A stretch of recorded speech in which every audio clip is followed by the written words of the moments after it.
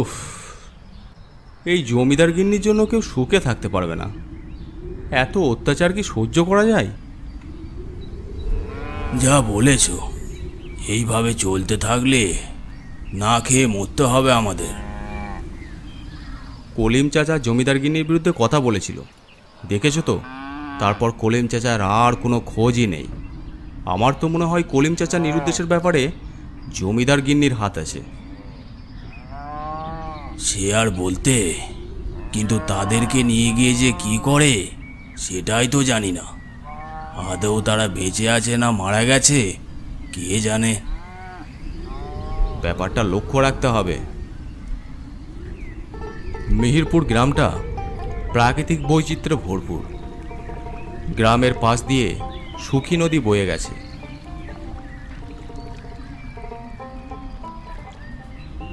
গ্রামের লোকেরা সাধারণত চাষাবাদের ওপর নির্ভরশীল এবং খুব গরিব প্রকৃতির।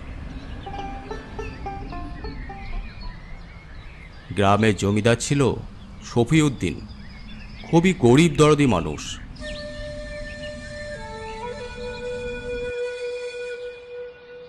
কিন্তু তিনি অনেক দিন আগেই মারা গেছেন। ফলে জমিদারি এখন সামলান তার স্ত্রী সামিনা বেগম। মহিলাটি অত্যন্ত লোভী এবং গরিব প্রজাদের উপর যথেষ্ট অত্যাচারও করেন। গ্রামের গরিব চাষিরা সামিনা বেগমের কাছ থেকে দাদন নিয়ে চাষবাস করেন, আর দাদন শোধ করতে না পারলে কপালে জুটে মার। আর তার সাথে জোর করে জমি সামিনা বেগম নিজের নামে করে নেন। আর কেউ যদি এর প্রতিবাদ করে তাহলে তাকে নিজে কোথায় চলে যায় কেউ তার আর কোনো হদিশ পায় না। ফলে ভয়ে সামিনা বেগমের নামে কেউ একটা টু শব্দ করে না।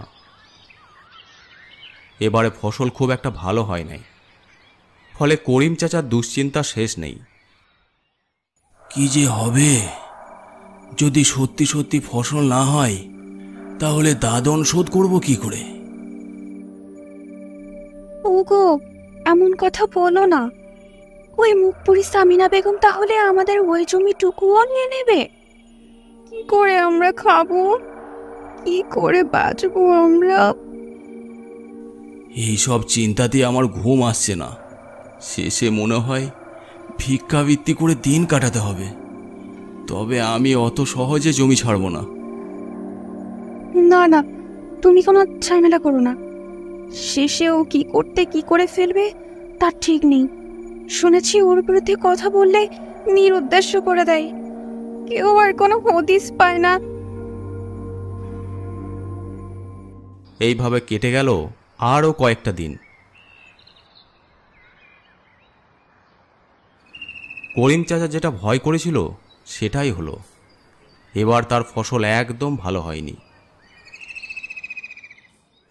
যথারীতি এক সন্ধ্যায় জমিদার গিন্নির পেয়াদা এসে করিম চাচাকে সঙ্গে করে নিয়ে গেল।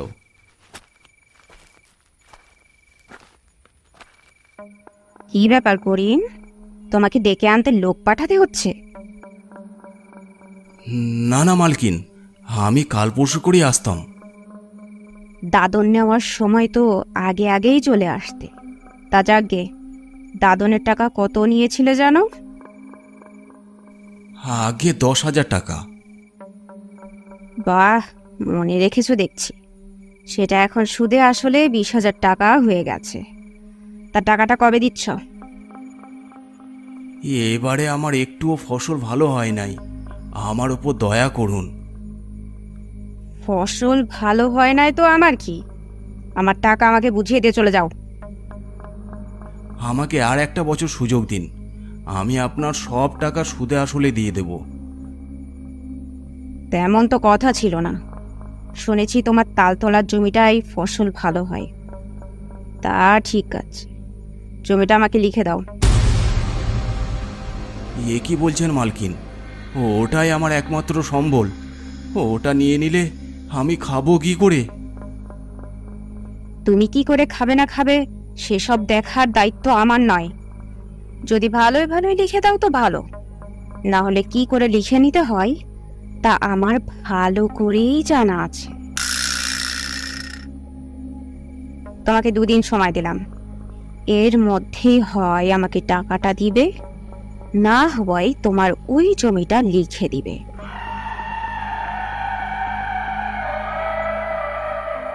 করিম মনে এক রাশ দুঃখ নিয়ে বাড়ির দিকে রওনা দিল।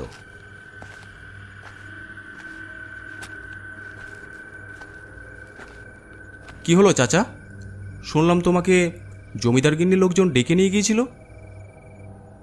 ঠিকই শুনেছ বাবা বশির, টাকা না দিতে পারলে বলেছে জমিটা লিখে দিতে। আমাকে সময়ও দিচ্ছে না। ওই জমিটাই আমার একমাত্র সম্বল, ওটা ছাড়া আমি খাবো কি করে? কি যে করি এখন কিছুই বুঝতে পারছি না। ওই জমিদার গিন্নির অত্যাচারে এই গ্রাম ছেড়ে একদিন সবাই চলে যাবে দেখবে। আমার মনে হয় এর বিরুদ্ধে আন্দোলন করা দরকার। আমাদের সবাইকে একজোট হতে হবে। কি করে আন্দোলন করবে? ওর কানে পৌঁছালে তাদেরকে কোথায় যে গায়েব করে দিচ্ছে কোনো হদিশ পাওয়া যাচ্ছে না। কলিম কি দেখো না, এখনও তার কোনো খোঁজ পাওয়া গেল না। না চাচা, দেখবে একদিন না একদিন মানুষ অতিষ্ঠ হয়ে যাবে, সেই দিন ওই সামিনা বেগম পালাবার পথ পাবে না। তারপর করিম মিয়া বাড়ির দিকে রওনা দিল।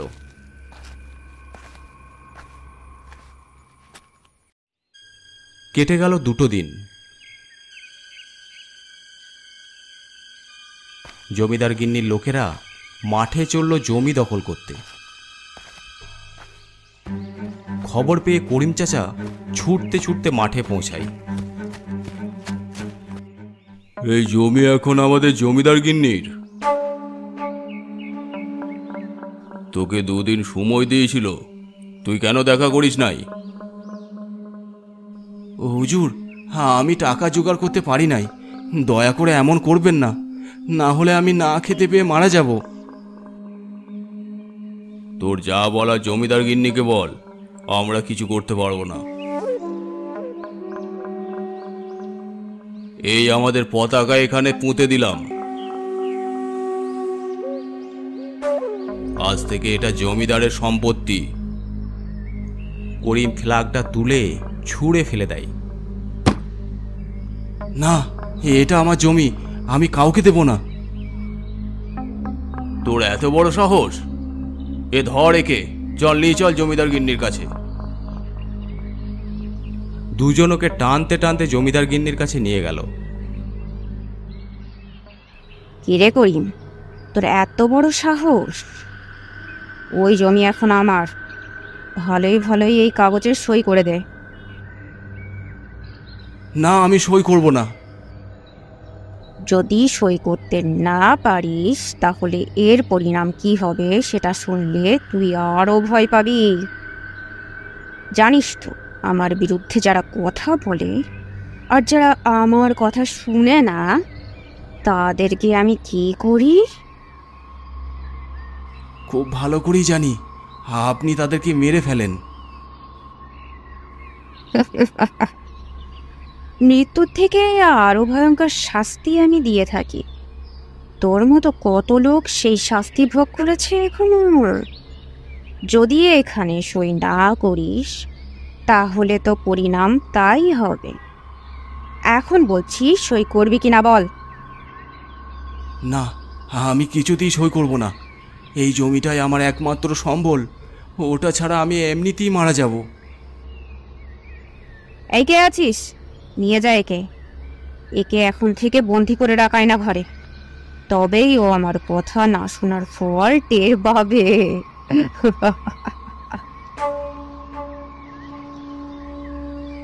যা নিয়ে যা। দুজনকে টেনে নিয়ে একটা অন্ধকার গলির ভেতর দিয়ে চলে গেল। ছেড়ে দাও, ছেড়ে দাও আমাকে, দয়া করো আমার উপর।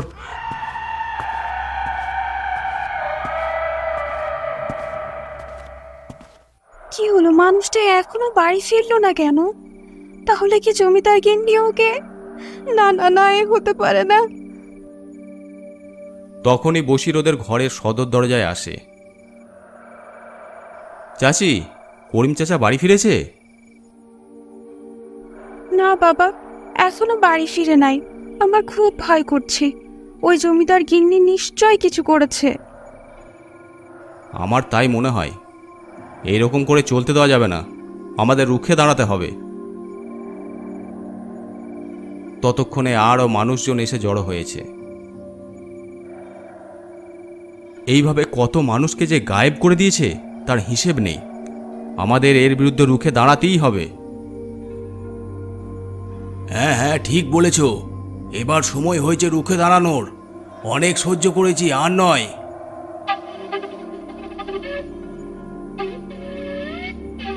হ্যাঁ হ্যাঁ, বশির ভাই ঠিক বলেছ। ঠিক আছে, কাল সকালে সবাই বটতলায় জড়ো হবে। ওখান থেকে আমরা জমিদার বাড়ির উদ্দেশ্যে রওনা দেব। কথা মতো পরদিন সকালে সবাই বটতলায় এসে উপস্থিত হলো। চলো সবাই, এবার সময় হয়েছে জমিদার বাড়ির দিকে যাওয়ার। হ্যাঁ হ্যাঁ, বশির ভাই ঠিক বলেছ। সবাই হই হই করে জমিদার বাড়ির দিকে রওনা দিল।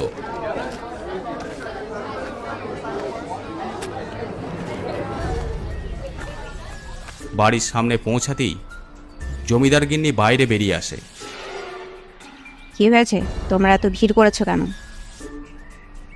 কেন করেছি সেটা নিশ্চয়ই এতক্ষণ বুঝে নিয়েছেন। করিম চাচার কি হলো? করিম চাচার সাথে আপনারা কি করেছেন? সে আমি কি করে বলবো? তার খবর আমি জানি না। সব জানেন। ভালোই ভালোই যদি করিম চাচার হদিশ না দেন তাহলে পরিণাম অনেক খারাপ হবে।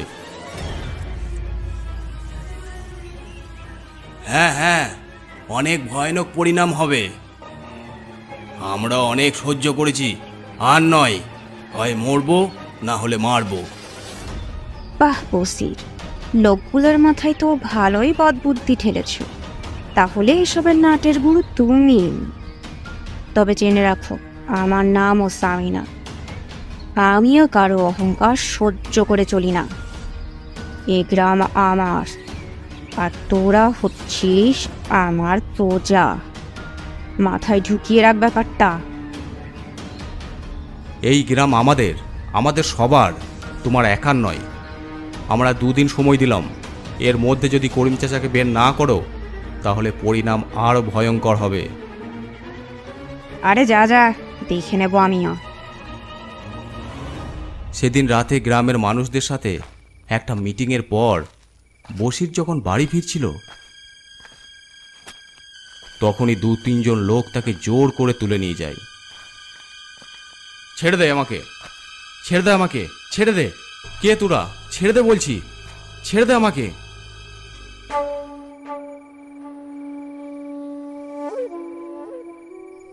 ও, তাহলে এসবের পিছনে আপনারই হাত? কি করব বল? তুই তো গ্রামের মানুষদের যা উস্কাতে লেগেছিস আমার বিরুদ্ধে, তাতে আমার নিজেরই ভয় করতে আরম্ভ করে দিয়েছে। কি জন্য আমাকে এখানে তুলে আনা হয়েছে সেটা বলুন আগে। আরে এত ব্যস্ত হচ্ছিস কেন? শোন, এসব আন্দোলন বন্ধ করে দে। বিনিময়ে কি চাস বল? বন্ধ করে দেবো, তবে আমাদের দাবিগুলো পূরণ করে দেন। করিম চাচাকে বের করে আনুন। করিম চাচাকে কোথায় লুকিয়ে রেখেছেন বলুন। ও সব ভুলে যা। বিনিময়ে কত টাকা চাস বল না, না হলে ওদের মতো তোরও অবস্থা হবে। মেরে দেবে? মৃত্যুকে আমি ভয় পাই না। কিন্তু এটা মৃত্যুর থেকেও ভয়ঙ্কর। এই কে আছিস? একে আমার আয়না ঘরে নিয়ে যা। আয়নাঘর? সেটা কি? যাও ওখানে, তোর করিম চাচাকেও দেখতে পাবি। বশিরকে 2 জন ধরে আয়না ঘরের দিকে নিয়ে যেতে লাগলো। অন্ধকার গলির মধ্যে যেন কোথায় কোন সুড়ঙ্গতে নেমে পড়ছে। হালকা আলোতে দেখতে পেল এক জায়গায় অনেকগুলো কঙ্কাল স্তূপ করা। এই যে কঙ্কালটা দেখছিস, ওটা করিমের।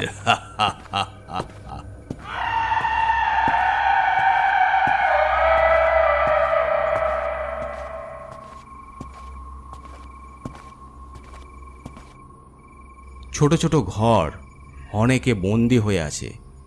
আলো নেই, খাবার নেই। বসির প্রায় সবাইকে চিনতে পারল। কত দিন থেকে তারা গায়েব হয়ে আছে তার ঠিক নেই, কিন্তু তারা যেন সব পাগলের মতো হয়ে গেছে। বসিরের দিকে অবাক চোখে তাকিয়ে আছে, যেন বলতে চাইছে, আমাদেরকে এখান থেকে বের করো। বসির এতক্ষণে মানুষের গায়েব হওয়ার ব্যাপারটা বুঝতে পারল। বসিরকে একটা অন্ধকার ঘরের ভিতর ভরে দেওয়া হলো। কোনো বাতাস নেই, আলো নেই। মাথার ওপর একটা ছোট্ট জানলা, তাও বন্ধ। দিন নাকি রাত কিছুই বোঝার উপায় নেই। তাহলে এটাই আয়নাঘর? মৃত্যুর থেকেও ভয়ঙ্কর। উফ! এক অসহ্য কষ্টকর জীবন কাটাতে লাগলো বসির। এইভাবে কেটে গেল 2 দিন। এর মধ্যে সকালে সামান্য খাবার আর 1 গ্লাস পানি দেওয়া হয়েছিল বসিরকে। রাত তখন অনেক গভীর। বসির ক্লান্ত শরীর নিয়ে শুয়ে আছে। কিভাবে এই জমিদার গিন্নির হাত থেকে এই আয়না ঘরে বন্দি মানুষদের মুক্ত করবে আর নিজেও মুক্ত হবে, সেটাই চিন্তা করে যাচ্ছে। এমন সময় দেখতে পেল সামনে গেটের বাইরে করিম চাচা দাঁড়িয়ে। বসির, কেমন আছো বসির? করিম চাচা, তুমি? আমি তো ভেবেছিলাম তোমাকে এরা... তুমি যেটা ভাবছিলে সেটাই হয়েছে। আমাকে এখানে 2 দিন বন্দি অবস্থায় রাখার পর মেরে ফেলে। কি বলছো এইসব করিম চাচা? তুমি তো দিব্যি আমার সামনে বাইরে দাঁড়িয়ে আছো। হঠাৎ করিম লোহার গেট ভেদ করে বসিরের কাছে চলে আসে। এই দৃশ্য দেখে বসির শিউরে ওঠে।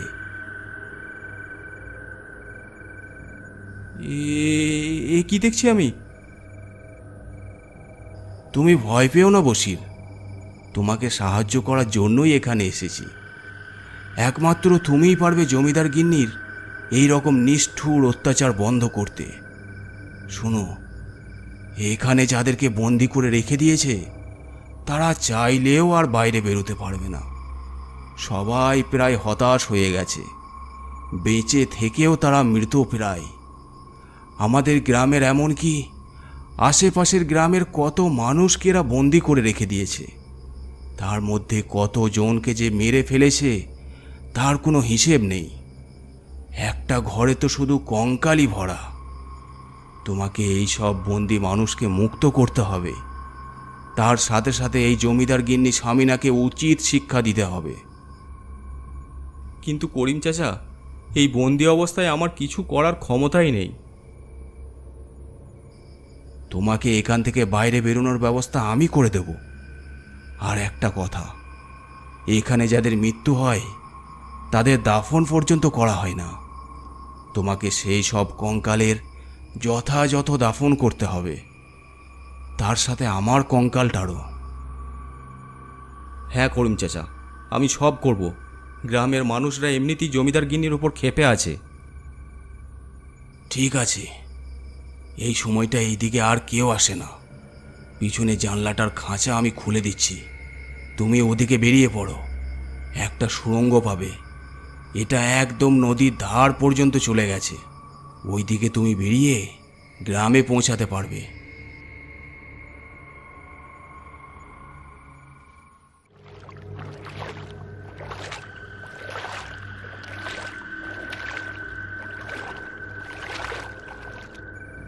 তারপর বসির সেই জানলা দিয়ে বেরিয়ে সুড়ঙ্গ হয়ে নদীর ধারে পৌঁছে গেল।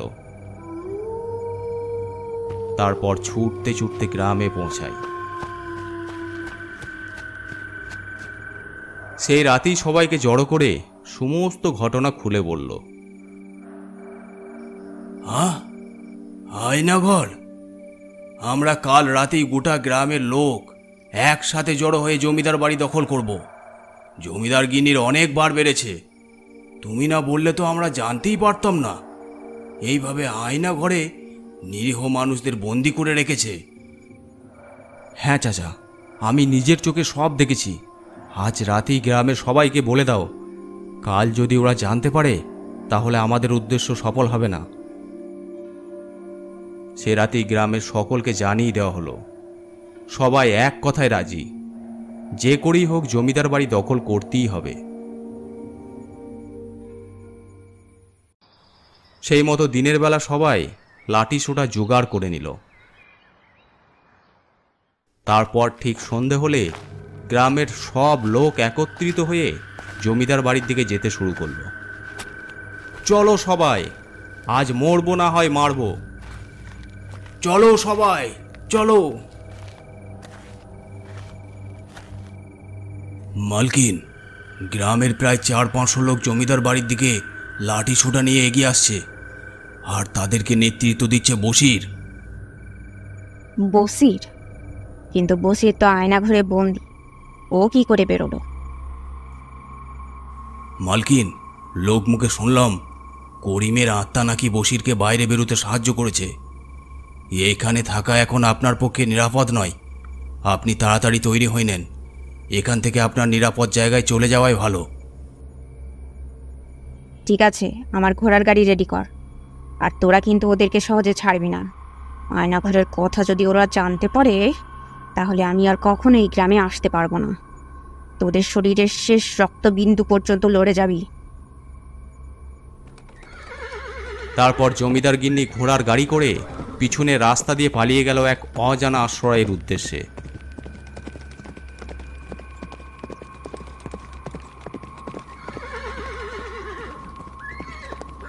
এদিকে গ্রামের সব লোকরা লাঠি সোটা নিয়ে জমিদার বাড়িতে আসছে দেখে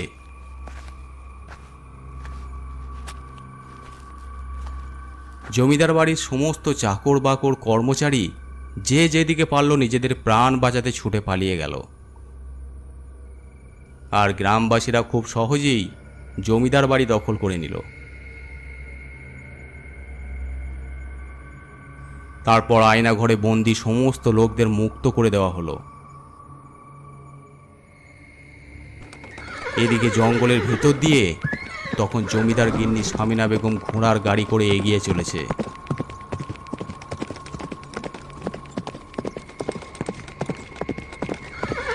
হঠাৎ সামনে একজনকে দেখে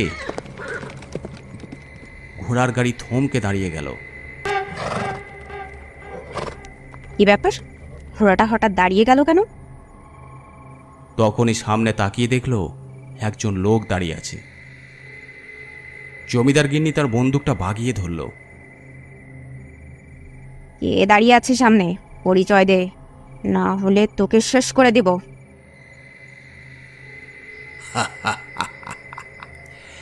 একজন মানুষকে কতবার শেষ করবি? আজ তোর জমিদার বাড়ি গ্রামবাসীরা দখল করে নিয়েছে, আর তুই তুই কুত্তার মতো ভয়ে লেজ গুটিয়ে পালাচ্ছিস। কে তুই? আমি করিম, দেখ ভালো করে। হুম, করিম?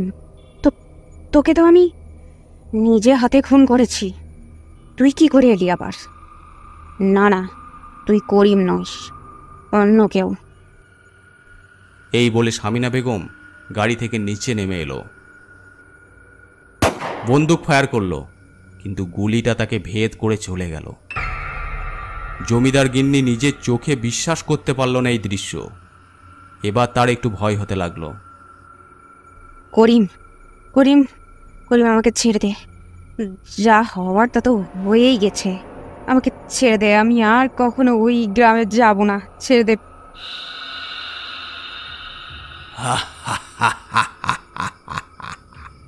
তুই আবার সুযোগ পেলে তবেই তো আসবি। এই বলে সে ভয়ঙ্কর রূপ ধারণ করে তার গলাটা টিপে ধরল। মৃত্যুই তোর একমাত্র শাস্তি।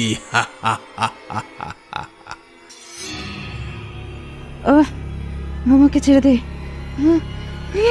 ছেড়ে দে। আমার দম বন্ধ হয়ে আসছে, দম বন্ধ হয়ে আসছে।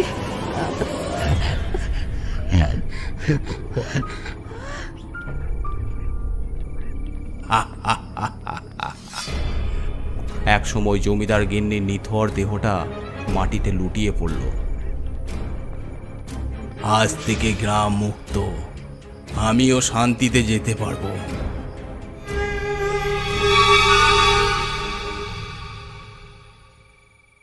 আর আয়না ঘর থেকে বের করা সেই সমস্ত কঙ্কালকে যথাযথভাবে দাফন কাফন করে দিল গ্রামবাসীরা।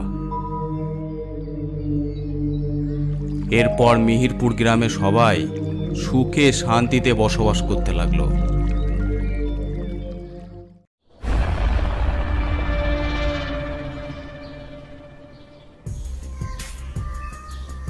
আজকের গল্পটি আপনাদের কেমন লাগলো অবশ্যই কমেন্ট করে জানাবেন। আর যদি ভালো লেগে থাকে অবশ্যই চ্যানেলটি সাবস্ক্রাইব করে দেবেন। আর আপনারা যারা গল্প পাঠাতে চান আমাদের ফেসবুক পেজে ইনবক্স করে পাঠাতে পারেন, অথবা আমাদেরকে মেল করতে পারেন। এছাড়াও আমাদের ইনস্টাগ্রাম আইডি আছে, আপনারা ফলো করে নিতে পারেন। সব কিছুর লিঙ্ক ডিসক্রিপশন বক্সে দেওয়া আছে।